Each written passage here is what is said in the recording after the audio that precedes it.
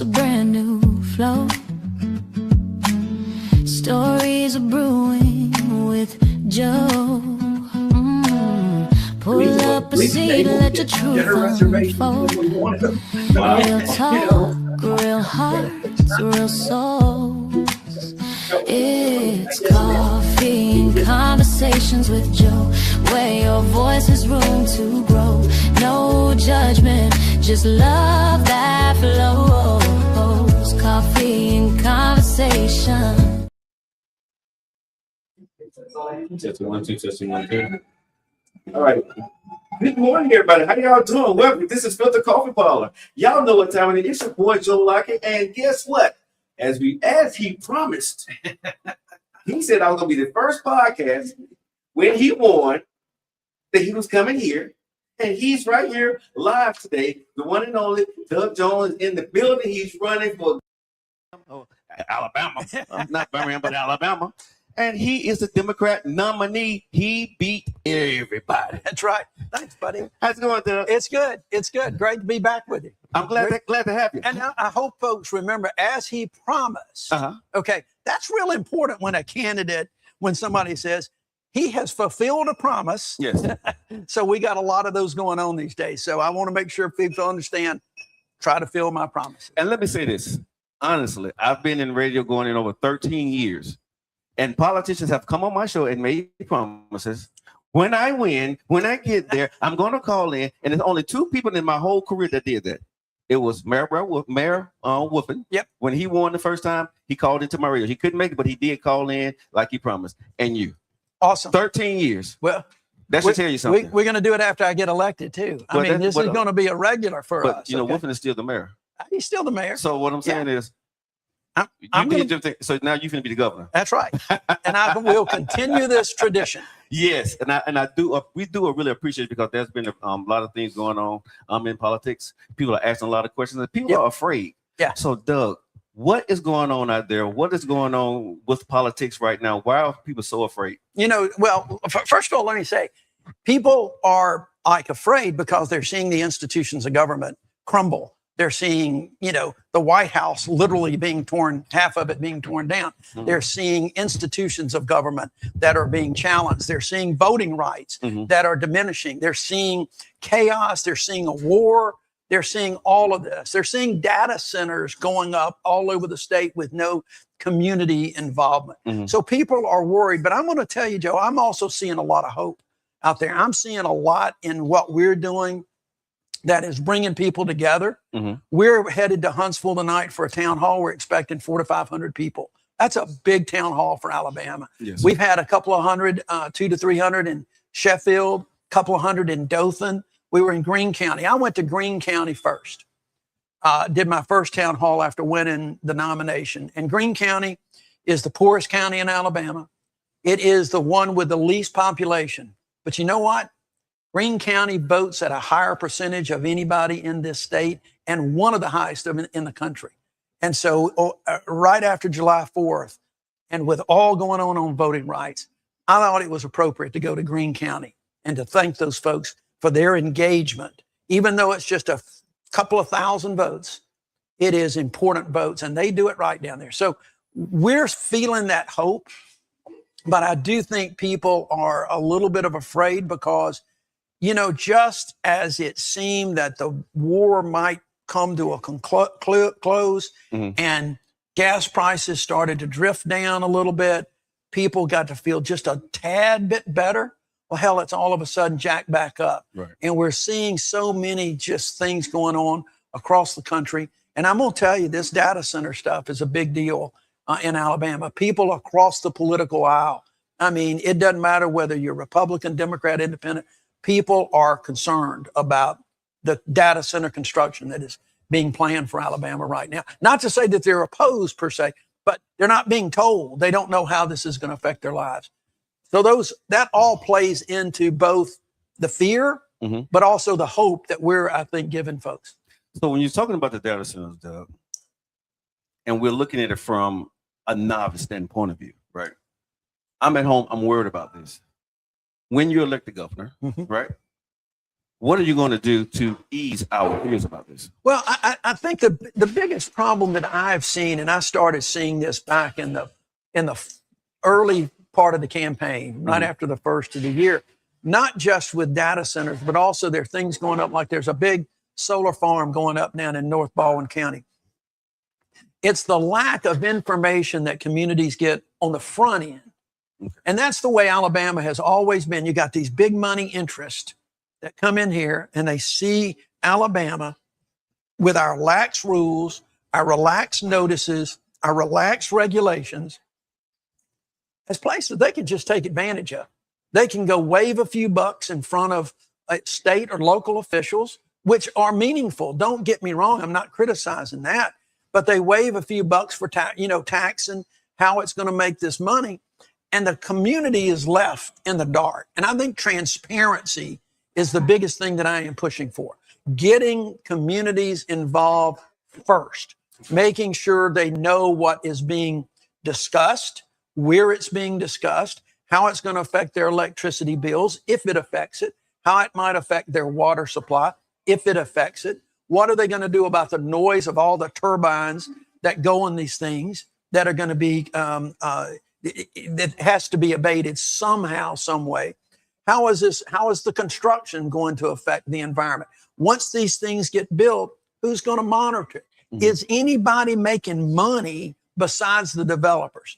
Okay. I mean, look, we've got a history in Alabama. Right. And so people are concerned when these things go up in secret. They're suspicious and they need to be, I think, transparency. So I have said, I think there needs to be at least a 6 month to 1 year moratorium on the construction. Give both the state of Alabama and all of these communities, about 5 or 6 of them, by the way, have already on their own said we're going to have a moratorium. Give them time to get it right, to put the rules and regulations and zoning in place and the monitoring in place and community involvement in place. Now, I'll give you a good example. We need to look past just the construction. We need to look past that and have community involvement. I want to see every community where one of these things goes up to have a community advisory group that the companies that are going to make $1 gazillion that they fund, that they can meet with the company periodically, monthly, however often they want to do it. Meet with the company, let the company give them money so they can hire independent experts to make sure that company is doing what they said they were going to do. And here's the last thing. I'll get off my soapbox just a little bit because I've gotten pretty fired up about this. I do think they need, and they need to know the contrast between me and Tommy Tuberville. That's important too. But the other thing that people are not talking about is what might happen to these gigantic buildings if all of a sudden in 5 years the technology changed. Suppose you can consolidate 5 of these data centers into one space no bigger than this. What's going to happen? We don't need Alabama to be literally littered with vacant Kmart shopping centers again. Right. Okay. We need to have some plan for remediation, some plan for after that this goes on. So this is a process. I am certainly not opposed. I'm not anti-data center. I am not anti-technology, not at all. But these things take some time and we're moving too quickly, too soon, and the communities are not involved and they need to be involved in the first instance.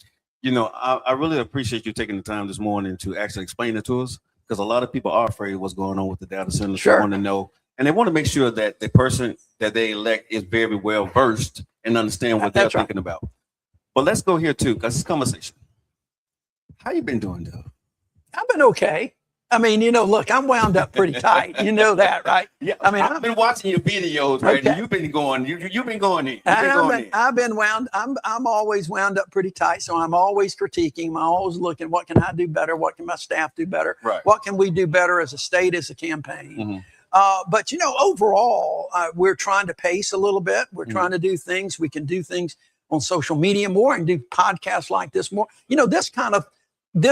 What we're doing today was just really not available that much in my prior campaigns. True. So that's why we want to come back. That's why we're doing other folks, because People listen to you. They respect you. They, and the guests you bring in are going to discuss issues that they care about. Right. And I think that that's really important. But overall, look, I'm very happy with the way things are going with us. We knew that we had to prove to people that we were legitimate. This history of this state is one that is going to be difficult for a Democrat to win. We know that, but we acknowledge that.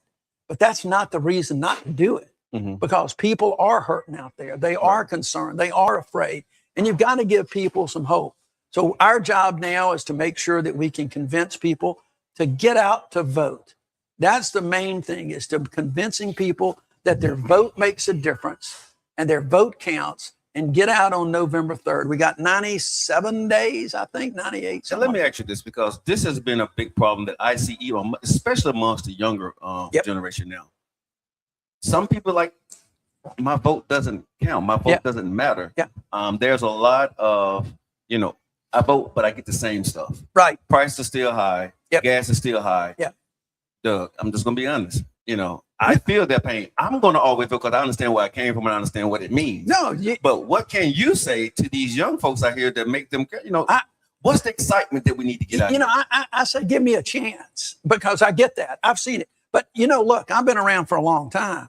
I was a kid when George Wallace was governor the first time. George Wallace used to have a saying, there's not a dime's worth of difference in the lot of them. And that's what people see.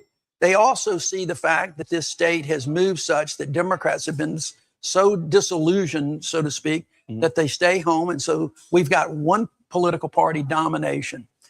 And I want folks to go back and we can send you the link that you can put on some show notes or something of the speech I gave Monday, which was my vision speech. And it criticized the state for operating the same old tired playbook. And that is, the data centers is the perfect example.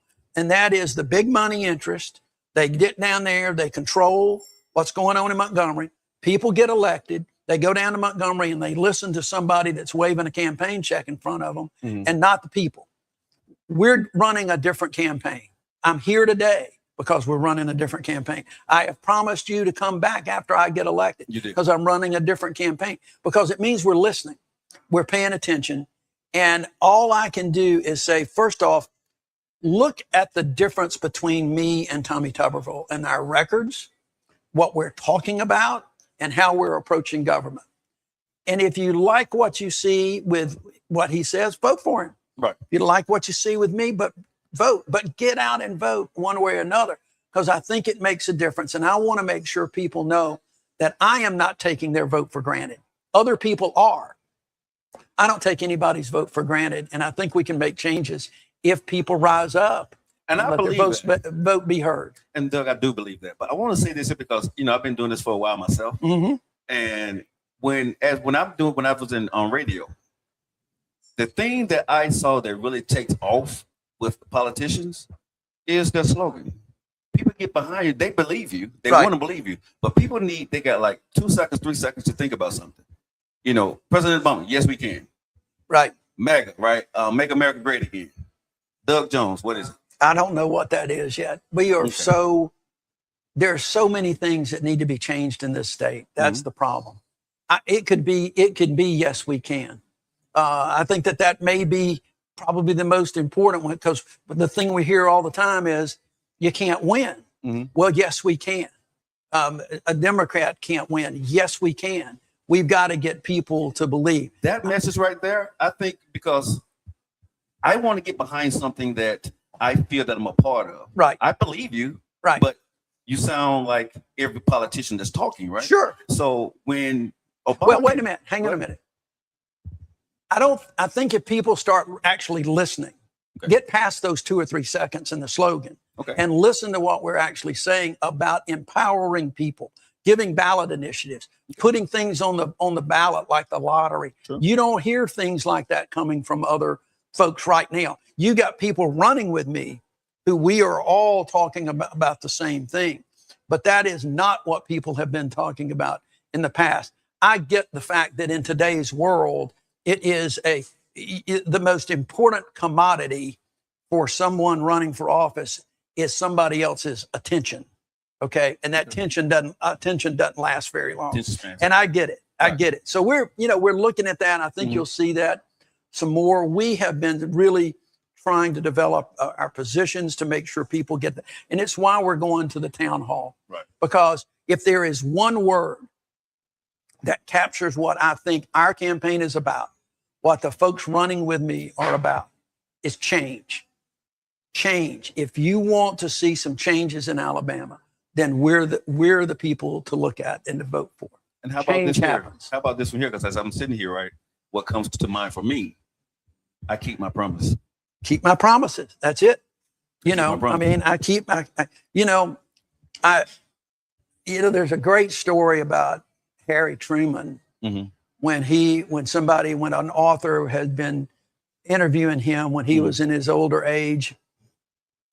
And he would visit him, he visited President Truman in Independence, Missouri, and they would do the interviews. And there was one time when this author went there and they came down and said, "I'm sorry that the president's not feeling well this morning. He's going to cancel the interview." I remember this story from when I was a teenager or a young guy in college. And after a little bit, and the author, of course, said, "It's okay. No worry." And he started researching some other stuff. A little bit, the president came down, President Truman. He said, "I'm really sorry that I missed our appointment this morning." And the author said, "That's okay, Harry Truman was probably 90 years old." He says, "Okay, Mr. President, I know you weren't feeling well." He said, "Yeah, but I like to live up to my obligations." That has been my career, is that I like and I love to live up to my obligations.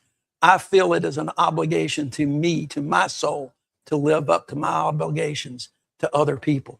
That's not to say I can do them all, because it takes cooperation with other people in government, but we're damn sure going to try.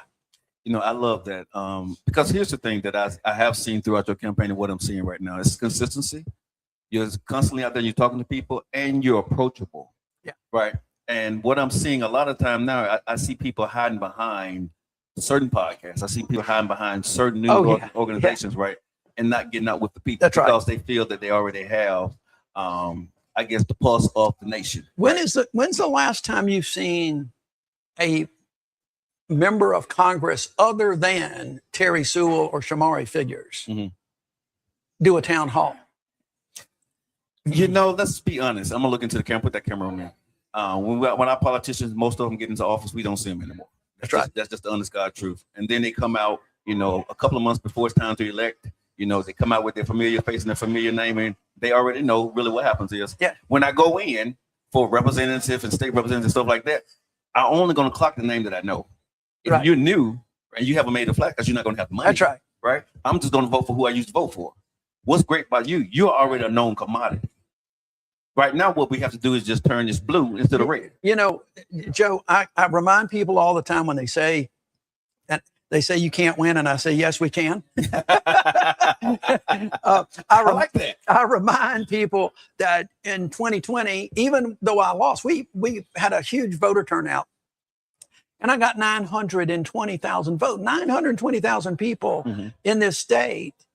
Almost a third have already voted for me once. And if they can vote again, I got more votes than Joe Biden got that year, which meant there were 70,000 Trump voters that saw enough in me and liked that enough. And that's what we've got to do. We've got to persuade that 920,000 people to get out there, because I believe there are more now.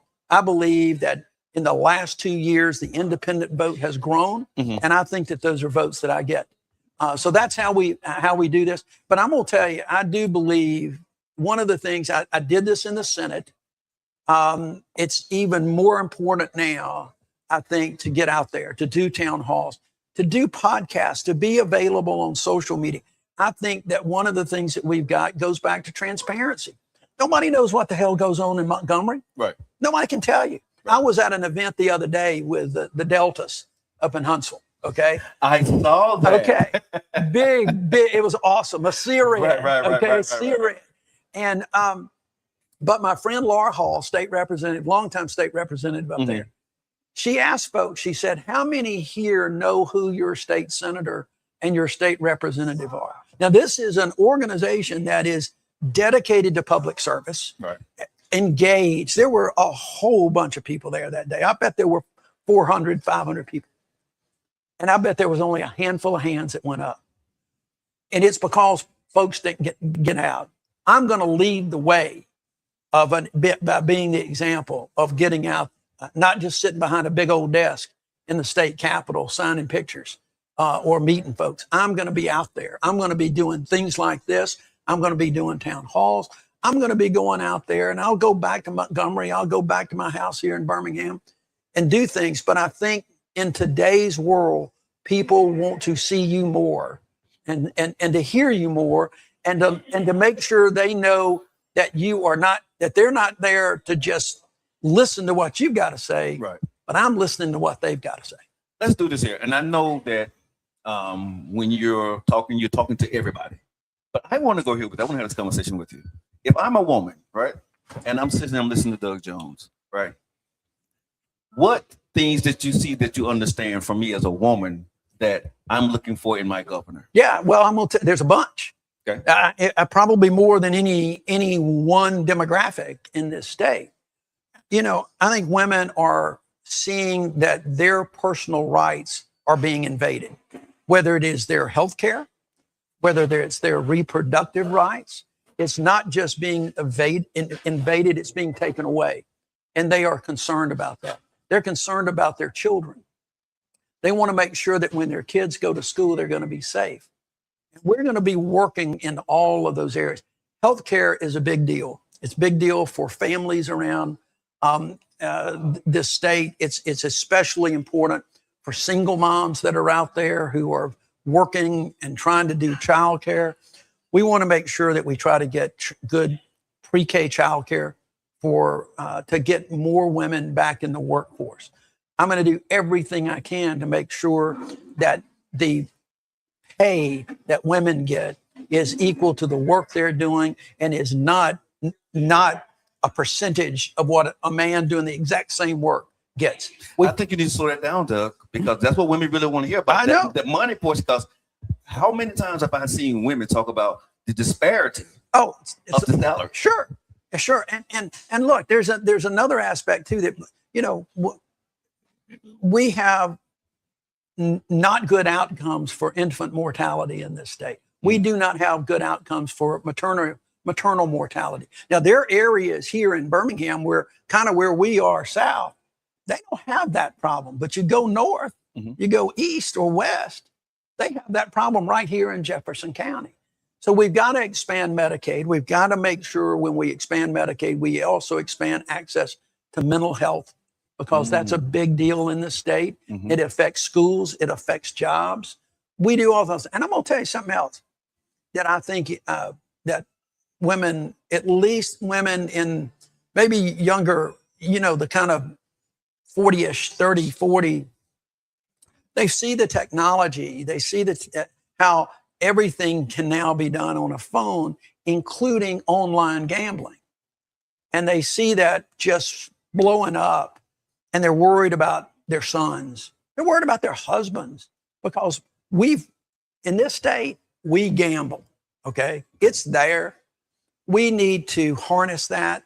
We need to get it under control. We need to regulate it in a way that kind of protects people and it also brings in revenue for this state. I think that's what they want. They're concerned about their children's education. They want to see it funded appropriately. They don't like the Choose Act, which has money going to private schools, taxpayer money going to private schools. There is this whole list of things. And I would encourage anybody that asks me about that to listen to the speech the other night, because I singled out women in particular. But I want to make sure that it's the wives and mothers that pretty much kind of run the household. Yes. Okay. They run the country. Yeah, they run the country. Even working moms Yes. run those households. I want to make sure when they go to a grocery store, they don't have to pay tax on the food that they buy. Okay. Wait a minute, what? They don't have to pay a sales tax on groceries. We're one of only a handful of states that still taxes groceries. We've knocked it down, from like 4% to 2%. We just need to get rid of 2% is 2%. And we need to make sure that we knock that down. You can do that? Well, the legislature's got to, I got to promote it. Right. I mean, look, part of a governor's role is to be an advocate and a proponent and to use the bully pulpit to bring those legislators in and say, look, I know this is going to cost the state money. Where can we make it up? Where can we find it to do this? Because the working people in the state need that. Okay. The Republicans in the state passed a big gasoline tax, but you know what? There's a constitutional amendment that was passed in the 1950s that prohibits any of the gas tax from being used for public transportation.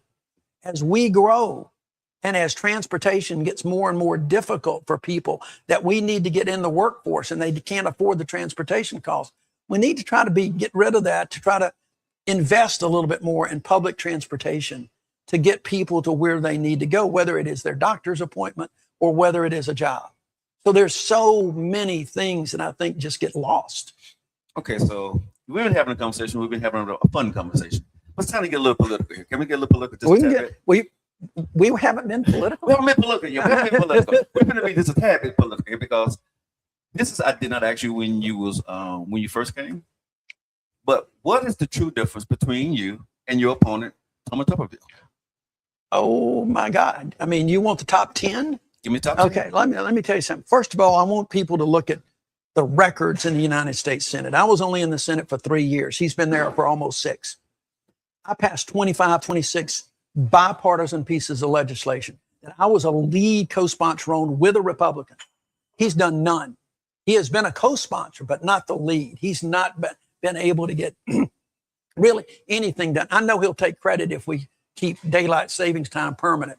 Fine, I'll give him that one if it passes, and it probably will. But we did things like we got increased money for HBCUs, permanent money for HBCUs. We did things for veterans that he's refused. He literally, talking about going back to our early conversation about promises. When Tommy Tuberville was running for office, he promised veterans he was going to give them every dime of his salary. That is on a video. That's not just me talking. We're videos. He makes this big proclamation. I'm all for veterans, and I promise when I go to Washington, D.C., I'm going to give every dime I make in Washington to veterans. He hadn't given them a penny. He forsakes veterans, makes a promise to them, and I did things that I followed through with. I worked on the legislation that ultimately became the burn pits legislation that he voted against in the bipartisan legislation. I did things to get rid of what they call the military widows tax, which had denied Gold Star wives, widows who lost their mainly husbands, and they were denied certain benefits because of an act of Congress. And we eliminated that. We did something that nobody said we could do, and that is eliminate what they called the military widows tax. And now I've got these widows who are staying in their homes, living a dignified life, just because we worked hard to do that. He didn't do any of that. Look at the data centers. Tommy Tuberville's thing is, look, we're doing data centers. I don't give a damn whether or not you care about it or not. I don't care about the community. We're doing them. Just get over it. We're going to do them, and they're going to be a gold mine. Well, gold mine for who? For him? For his family, like Donald Trump? Is it for just the data center developers? Because we've got to decide when he says they're a gold mine, we got to decide who's getting the gold and who's getting the shaft. Okay? That is a great example of something. And that's his whole approach to government. The same old thing that we're hearing. Look at what he's talking about. It's that good old big mule network that is going to do things behind closed doors, and it's going to benefit somebody. And we just hope some of that trickles down. Not me. I'm doing it from the ground up. Now, I'm listening to you because I'm a veteran. Okay. And so this is what I'm hearing, right? You said Thomas Tuberville does not keep his promises, and Doug Jones do. That's what I'm hearing. Right. That's what I'm hearing. Yeah. Doug Jones keep his promise, and Thomas Tuberville does not keep his promises. That's right. Because he said he was going to give his salary to us as me as one of the veterans.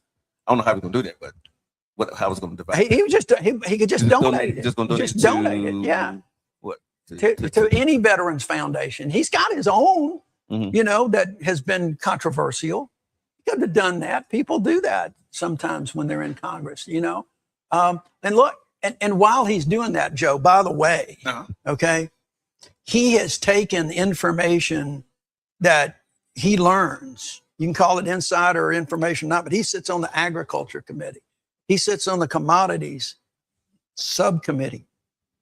He's made a fortune off stock trades dealing with agriculture commodities. Can we stop right there? Yeah. Because I want to talk about this. Are y'all able, if you're in government, to trade stocks and buy stocks? Because your guys sometimes have access. And I'm seeing this stuff, and I'm seeing that as we are working hard trying to figure out stuff and trying to figure out what stocks to buy, I do see, now maybe some of the information may be wrong that we're getting, but these guys are living some of these guys in Congress are living a lot better than they were when they started. Tuberville's income has increased by millions.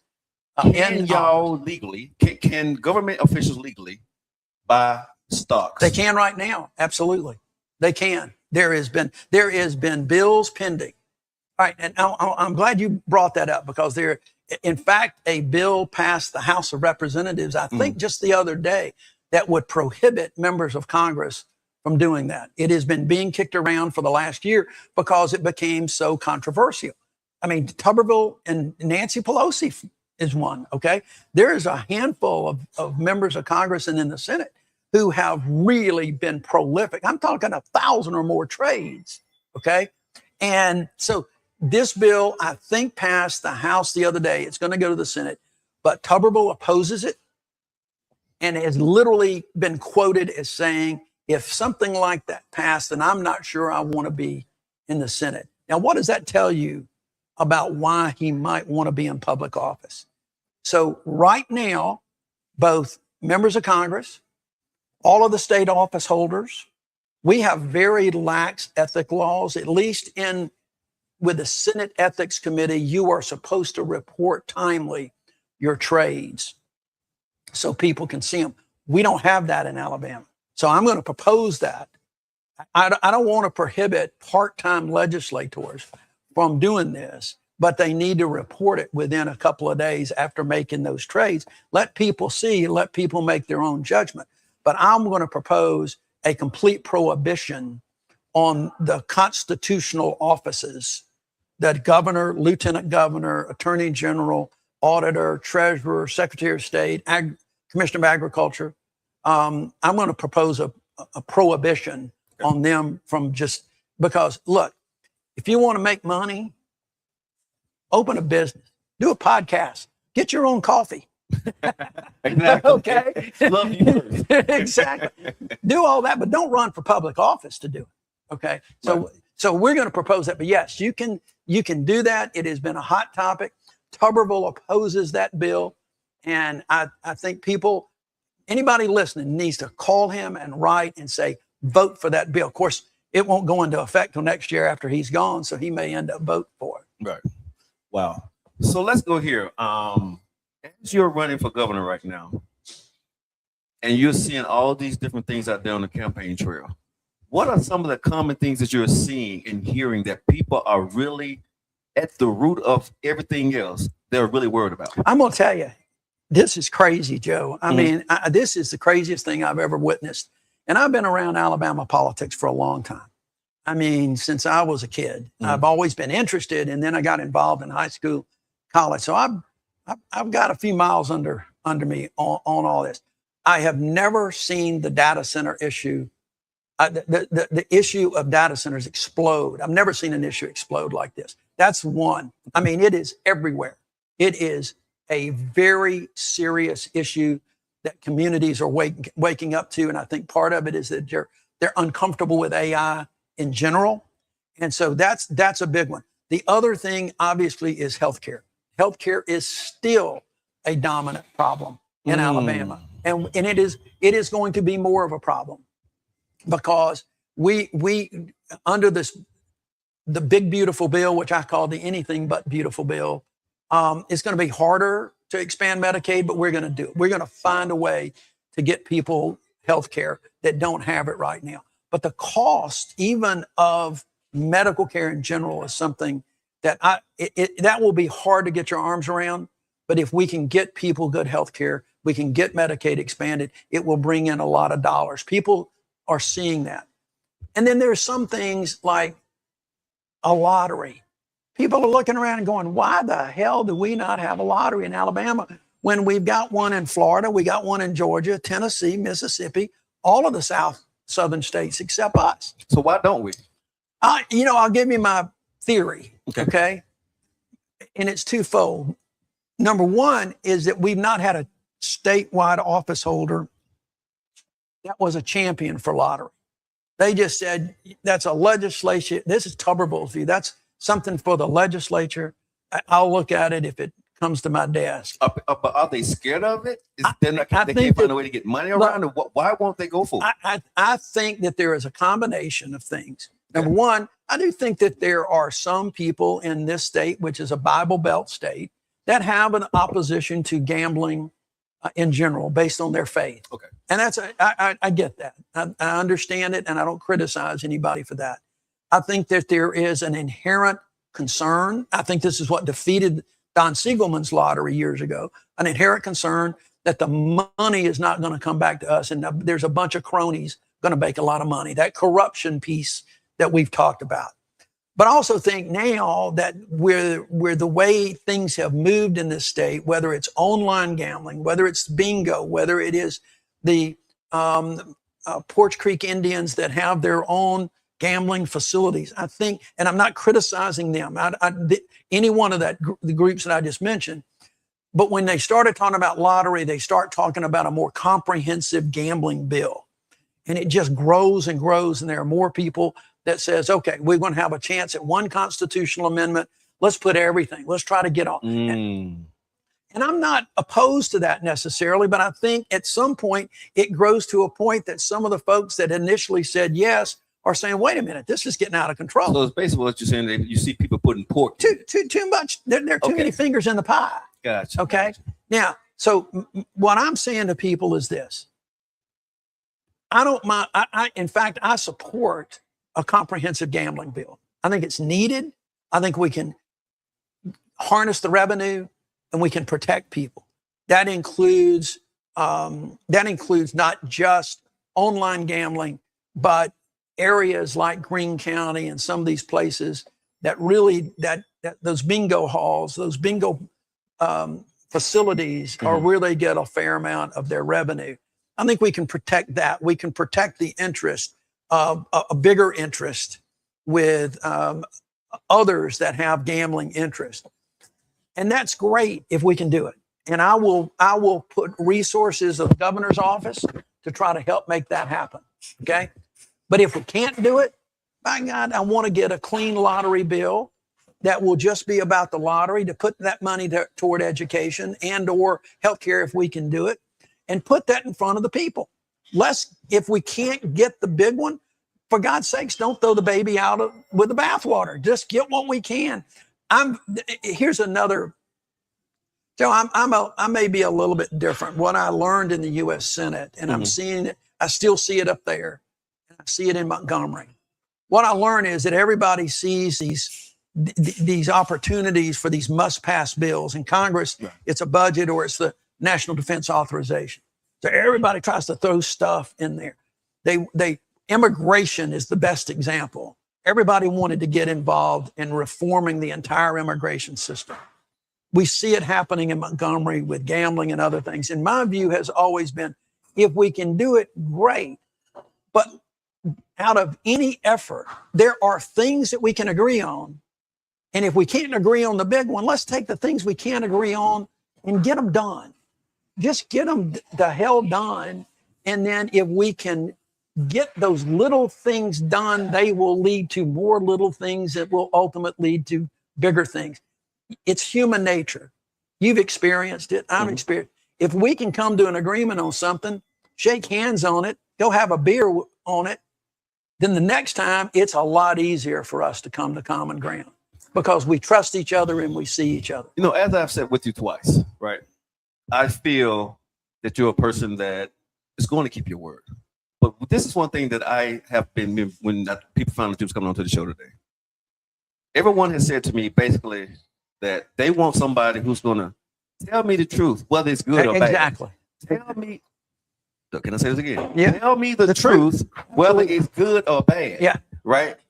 And I'll deal with that. Yes. But don't make me this grandiose promise on the campaign stage, right? And then when you get in, you got some excuse. That's right. To talk to me about and tell me why you can't do it because they said they couldn't do it. No, why didn't you tell me that when you was running for office? Right. Tell me the bad. Right. Tell me what you're going to try to do. But tell me, worst case scenario, this is where we're going to be. Yeah. That's what we want to hear from the people that are running for office. And I'm going to tell you, there are some things right now that I got a lot of things that I would love to do. And I ain't talking about them because I don't think I can do them. We're not going to have the money. I'm going to tell you, and for everybody out there, there are things that we're talking about. I can't tell you any of them will actually get done because this has got to be a cooperation. I'm not going to run the state of Alabama like a king. You can't. And it would be totally inappropriate anyway. So you got to work with folks. That's why in voting, not just for the governor, but for the state legislature and all these local officials, we can make some things happen and we can try to get some things happen together. But I can't completely promise, but I will say this, Joe. This state is going to have a struggle with our budgets in the next 2 or 3 years. Okay. Because of that big, beautiful bill. The thing that Tuberville voted on that he said was going to hurt Alabama. Give you a good example. And that is food assistance, SNAP. Right. We've already lost 82,000 people in Alabama that no longer get food assistance that should. And that's because of requirements put on them by the big, beautiful bill. About a third of those, some almost 25, 30,000 are children, okay, that are now not getting that food assistance. That is going to, I think, is likely to get worse unless Alabama gets a waiver because they have been told that they've got to get their so-called error rate down to 5 or 6%. That error is not fraud. It's just clerical errors that either the state or a recipient makes. They put more work requirements on people, more reporting requirements on folks. So people are going to get kicked off. Look, we're a poor state.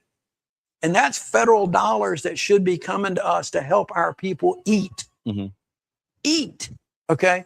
And we're going to lose a lot of that because of this bill. And when we lose that, either the state of Alabama is going to have to find the money to do it, or they're just going to have to get rid of it. And so there are going to be issues.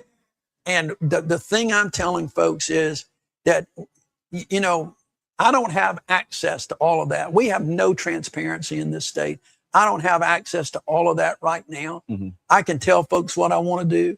But the thing is, if I get in and I see that something is just needs to be looked at in 2 years or something so that we can fix the budget, the thing that I will do is I won't just say, oh, look, we can't do it. Let's talk about this shiny object over here.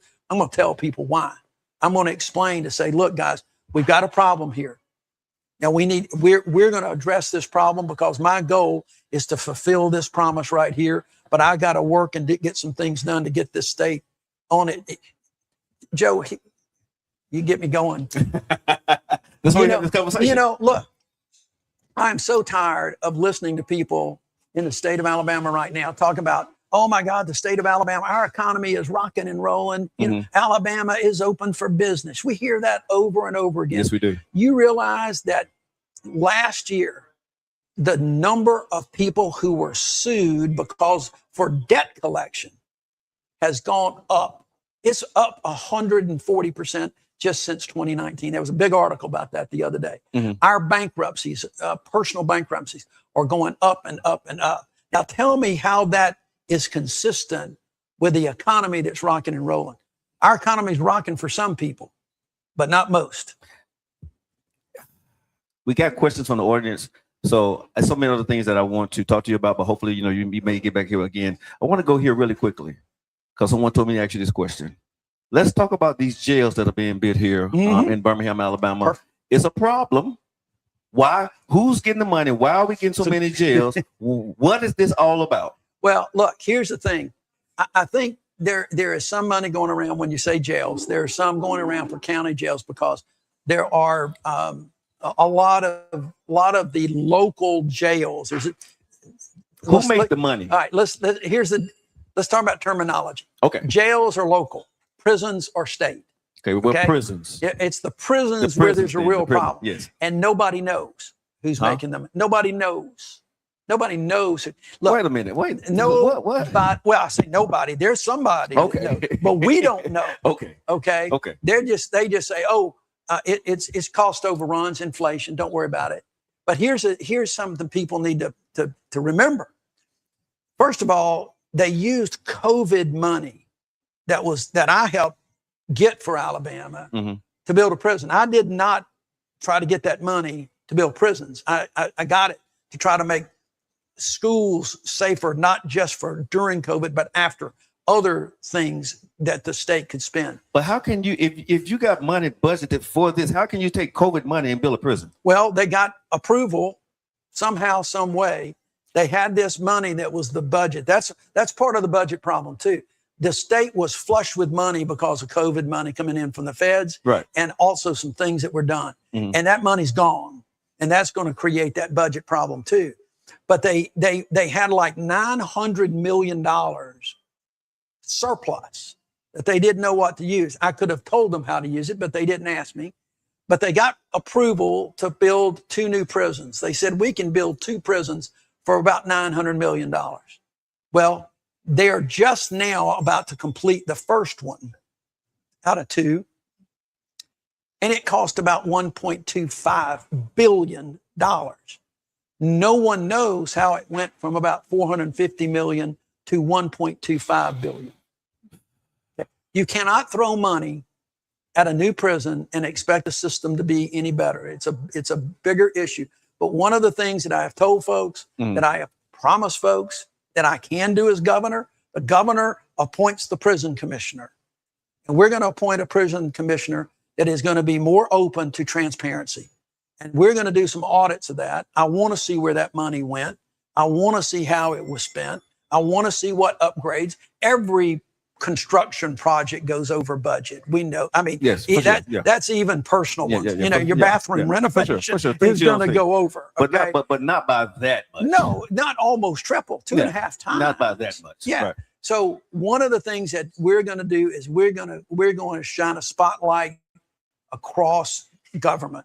Roz Houston from here in Birmingham is running for state treasurer. Right. And one of the things she's been looking at some other places around the country, and she wants to create a dashboard in the treasurer's office to where people can go and they can see how the money, your state money, is being spent.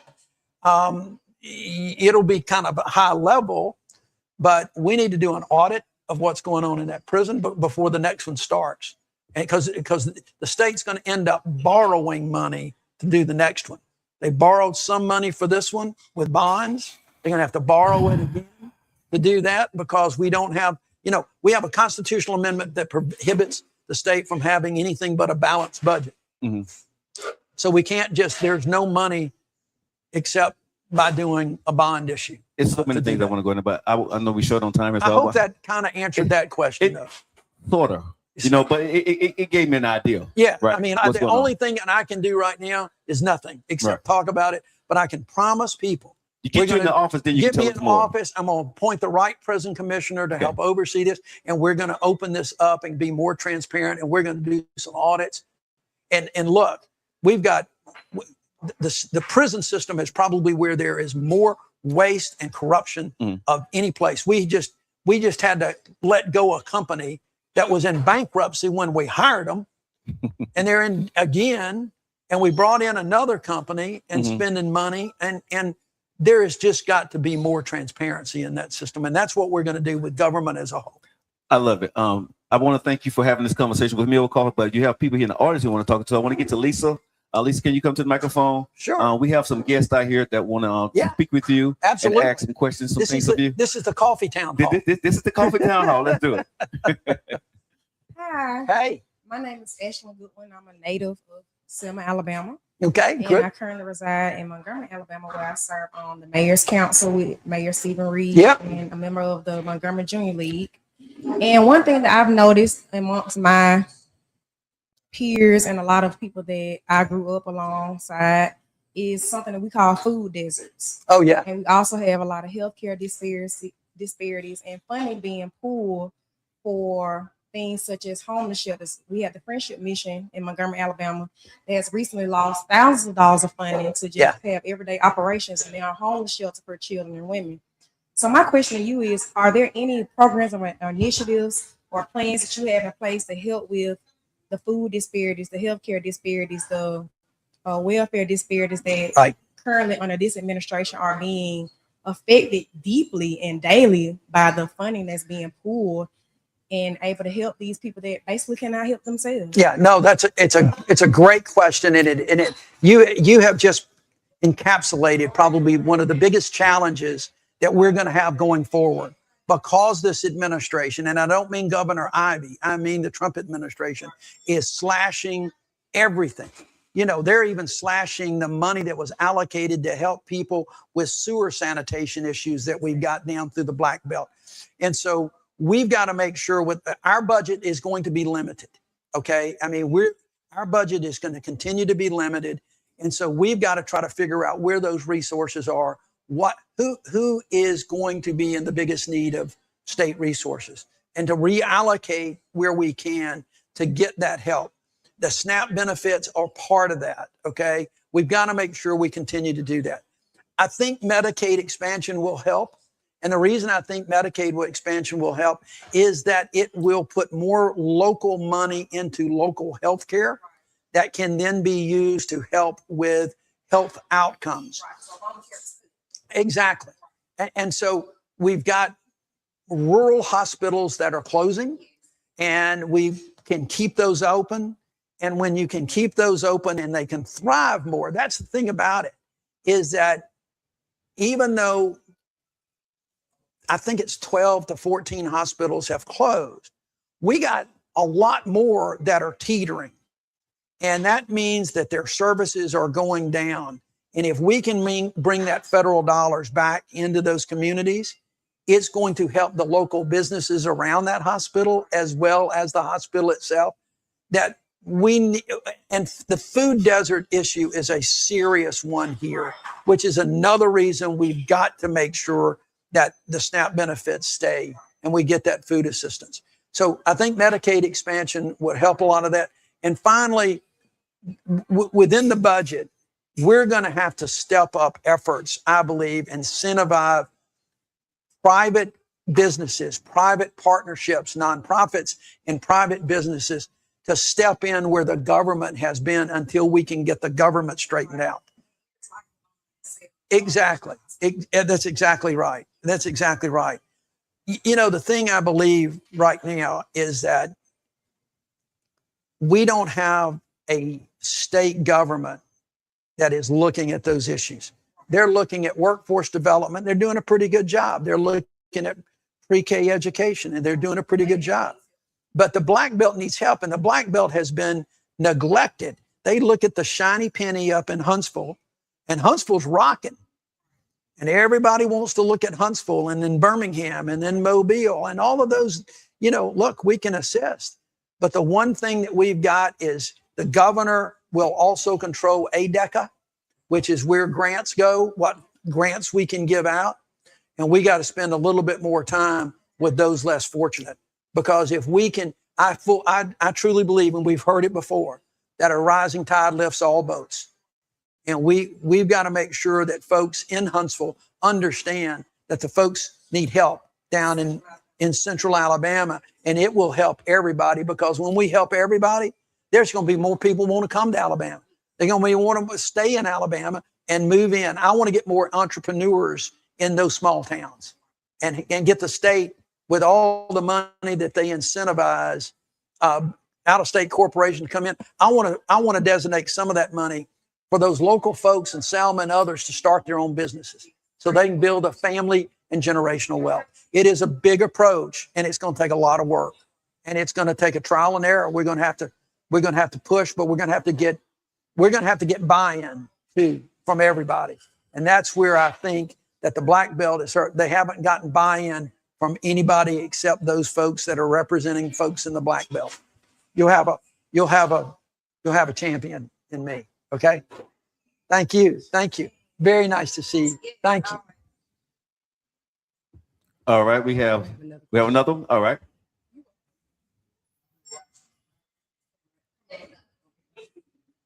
Nice to know you, Mr. Jones. Ready for a non-political topic? Ready for football season? I'm ready. I'm always ready. For football. Although I gotta tell you, I am just so disillusioned with college athletics these days.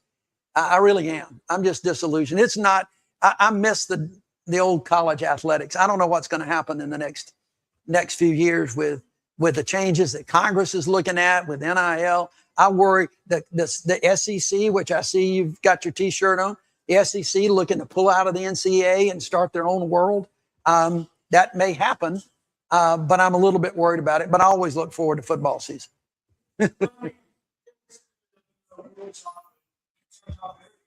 Yeah, I got it.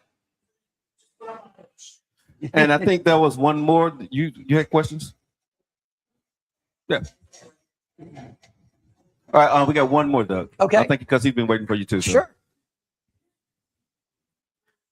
So if you guys just locking in right now, you guys live on social media right now. Thank you guys for locking in with us. We have Doug Jones here. Of course, he's running for governor, Democratic nominee. He's here. We're actually taking questions here live at the Filter Coffee Parlor. If you guys want to ask any questions, also online, go ahead and ask some questions. We'll try to answer those questions if we got time. Last name Hope. You made a mention about the data centers, and even war. Yeah. And just from those two events taking place, a lot of resources drying up from America. And really, I see this place nose diving into perilous times. You see jobs drying up, unemployment at an all-time high. Yeah. And like I say again, war is increasing. So we're so planning to offset, I guess, perilous times from coming into Birmingham, because you governor over Alabama or Birmingham. No, it'll be good. It'll be the state. Yeah. That's a big shoes to fill. So it's big shoes. Out of the millions of people that's here, how you, I guess, look, can prevent perilous times from coming, because it's a lot going on. I can't control what happens in Washington, D.C. I can try to talk about how it's going to affect Alabama, and I think the data center issue to me is I think it is the greatest example of what's wrong in the state, because we don't have enough information. That communities don't have enough. You're right. They're trying to make sure that these data centers don't increase electricity rates for the ratepayer. That these data centers, if they're going to be built and operate, they require a lot of energy. Right. And we don't want that to be borne on the backs of ratepayers the way it is now with infrastructure. So that's something that I think is being addressed, and it needs to be addressed more. Water's the same way. Some of the new data centers kind of prime the cooling, and they just recircle. They don't have to use as much. I think noise is a big issue too. All of that is changing for the better, but nobody knows which one's coming, and we need to have more transparency. But I do think that what does go on in D.C. does affect people in Alabama. And we're seeing it with farmers. We're seeing it with others. The war has caused diesel prices to go up, fertilizer prices to go up for farmers. I can't control that too much. All I can do is to try to deal with the fallout that comes. And that's what we're going to try to do in the state. Now, if I may, so are you against the data centers? I'm not against data centers per se. I'm all for technology. So and you for the technocracy? Yeah, the technology. I mean, look, there will be data centers built around the country. There's no question. The more we use AI, which everything is just happening so quick right now, and people don't know what they don't know, and it concerns them. So data centers are going to be built around the country. We just need to make sure we do it right. We make sure that people are engaged. There will be some places in Alabama where these things can be built and that folks will welcome them more than others. We just need to let local folks have more information, more decision making, and to put the protections for these communities in place now and not just build and run wild with them. Because I do not want to see Alabama being the dumping ground for data centers just because we're pretty lax in our rules and regulations. So I am not anti-data center, as they say. Those things are going to be needed, but we just got to do it right. We just can't just go off willy-nilly. The whole AI thing is galloping so fast. We just got to get our arms around it. Go ahead. Last question. Yeah. Go online and look at some of the pictures they build of these things. They're monsters. I mean, they are monsters. And that's why I'm saying we've got to get communities to stay engaged. We got to give them the information because it is going to alter the landscape of a community completely. Look what's going on over in Oxmoor Valley. And people are really upset about that because the Birmingham Humane Society was building a whole big campus, and now it's right next door. There's a community. People live there. They don't know how the noise is going to affect them. And that thing started going up and being built before anybody knew what the hell was happening. And I just think we got to put people first before the data centers and the people that are going to make billions of dollars off of this. There's a lot of money floating around about this that we need to make sure that we get that money coming back to the right people in these communities. Does that make sense? Okay. All right. Thanks for that. All right. Thank you. Appreciate it. All right. So thank you so much for taking the time to talk to people that from here, from Birmingham, from Alabama. You know, I always got a couple of questions at the end. Of course you do. But these are fun. That's right. That's right. I'm all good. This is for fun. Now we done with the politics. Okay. How's the wife doing? Good. And the kids? Good. You know, everybody's good. Louise is starting now to get out on her own. Okay. She's starting. In fact, she's starting tomorrow. She's going to go down to Auburn. Mm-hmm. There's a whole Women for Alabama group. Okay. You know, because our whole logo is Doug for Alabama. So there's a Women for Alabama group. And so she's going to start doing events on her own. She's going with me tonight in Huntsville. She's going to meet me up there for the town hall. But she's doing good. Kids are doing good. You know, our middle one, Carson, was in town this week helping with some of the campaign stuff. And then he took off on a 3-week trip to Europe. So, you know, Must be nice. He's got to be doing good. Okay. These are some of my favorite questions I like to ask, especially with candidates, right? What is your favorite food? Potato salad. Potato salad? Potato salad. Okay, what do you like in your potato salad? Everything. I like potato salad. I like different kinds of potato. Okay. Look, my grandmother's potato salad is still the gold standard. Okay. Okay, and that's just your basic potato, sweet relish, some onion, mayonnaise, maybe a touch of mustard, but not much, sprinkled with paprika on the top. That my grandmother used to make the greatest. That's potato salad. I still salivate when I think of my grandmother's potato salad. Right. But I like it anyway. I was speaking to my kids. I had lunch with my youngest the other day and had some German potato salad to mix it up a little bit. I could eat potato salad for breakfast or with any meal. It doesn't matter. Steak, seafood, it doesn't matter. I'm a potato salad guy. What is your favorite sound? Favorite sound? Probably Led Zeppelin. Not music. What is your favorite sound? Gosh, that's hell. I don't know. Anything fried? Okay. Right. Chicken, fish, whatever. You know, I mean, that always draws my attention a little bit. Yeah. What is the one thing, Doug, that your lovely wife does? No matter where she do it, how she do it, she will always make you smile.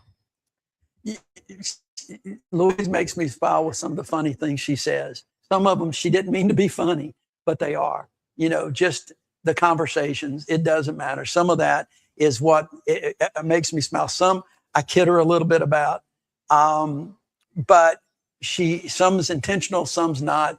But we have these conversations, and she constantly makes me smile over something. It doesn't matter what it might be. Well, you're thinking about it right now because I see you smile.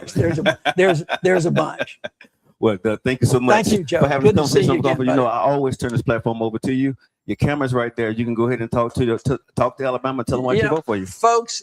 Look, this really is a chaotic time, but it also can be a very hopeful time. You know, there was one of my favorite politicians, Joe, said, you know, we all might wish we lived in more tranquil times, but we don't.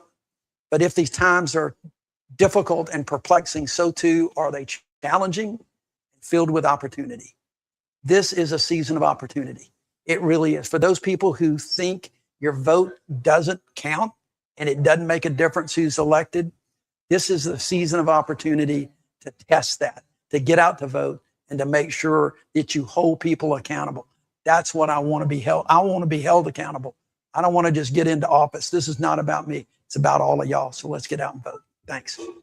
All right, guys. You heard it from Doug Jones. He kept his promise. Yes, we can win.